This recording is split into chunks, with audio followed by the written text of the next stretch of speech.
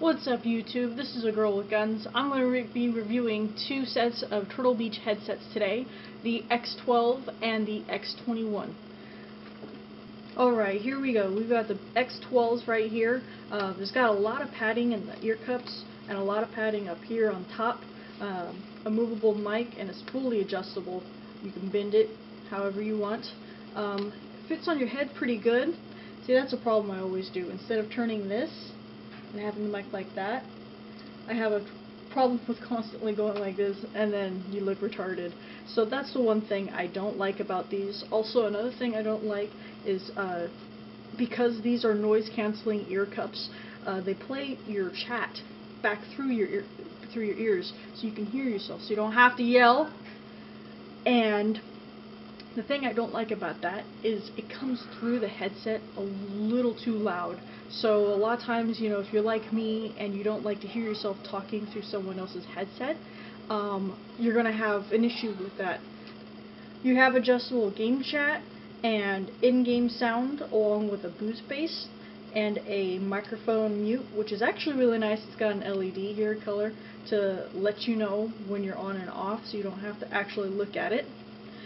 Alright, and here we have the PX21s. $20 more to get, but in my opinion, with all the things that I didn't like about the X12, I think that the $20 is definitely worth it, especially if you're already going to be spending $60 on a headset. What's another $20 at this point that you got to save up for?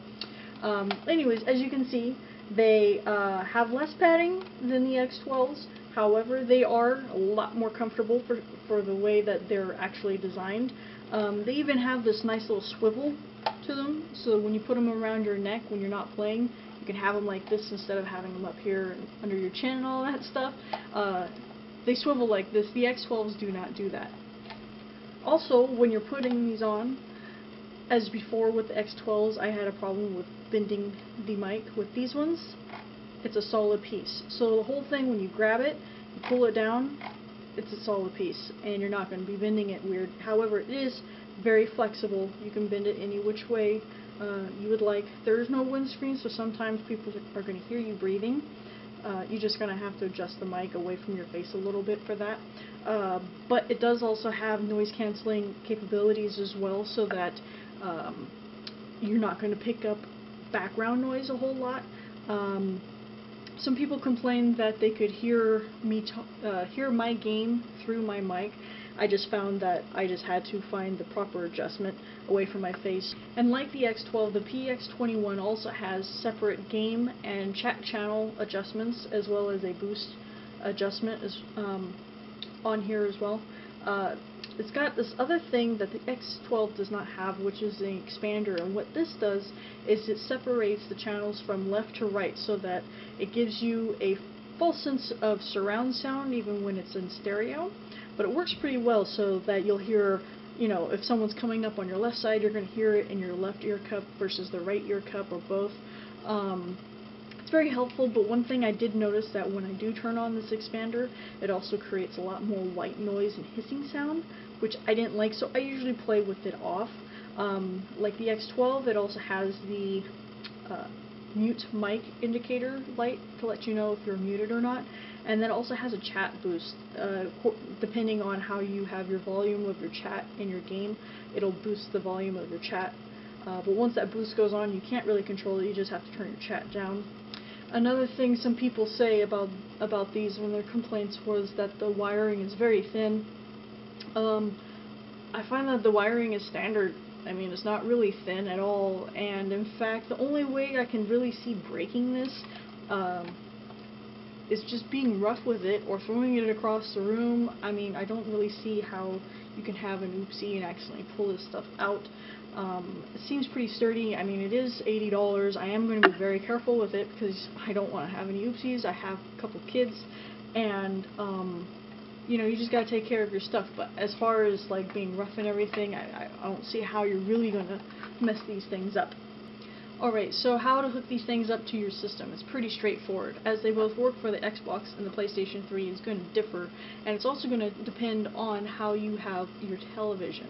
I have a high-def TV, but for some reason my TV does not have RCA outs. So what happens is at the other end of your headphones, there's going to be two plugs here. You've got your 3.5 and then you've got a USB. The USB is for your power, so you don't ever have to have batteries. This, however, is going to be plugged into this, and it's going to translate into these RCA piggybacks. These go into the back of your game console if you have a PlayStation 3, or an Xbox if you're using component RCA jacks, or if your television has RCA out, you will plug it into that. However, my situation was a little different than explained, and it might actually be the same as yours. I use an HDMI out, so the basic instructions for me did not work. What you're going to need if you're running an HDMI and you're on Xbox 360 is this. It is an RCA adapter for the Xbox. This is the Turtlebeach brand. It was $17. It's got gold plating and it's very nicely built. It's not cheap at all. I know you can get these things cheaper off the internet, but I have a feeling that this Turtlebeach one is going to be way better than the cheapo ones you can get online. So what happens is you plug this into the back of your Xbox, and you basically just plug these right into here. It also has an optical out if you want, but you know, you're not going to need that. And what it does is it totally improves the sound tenfold. And once you have that all hooked up on the back of your Xbox, the other thing that you're going to need, and it comes with, is this jack. You're going to plug it into your mixer, and the other end will get plugged into your Xbox controller, just like your regular headset does. And this way you can control your chat and your in-game sound completely separate from the mixer. Because I use a capture card, it's going to be a little different, and I'll explain that in a different video. So overall, both headsets are really good. The X12 had really great sound, and the PX21 had a little better sound than the X12. But the things that bothered me the most about the X12 was the bendable microphone on it. As you saw, it looked a little silly. And then also the chat features, it's a little too loud on the chat for some reason. The PX21, you can hear yourself, but it's not that bad. The other thing with the X12s that I did not like was that, you know, when you take your fingers and put them to your ears, you talk like this. It sounds like you're in a cave and it's kind of echoey.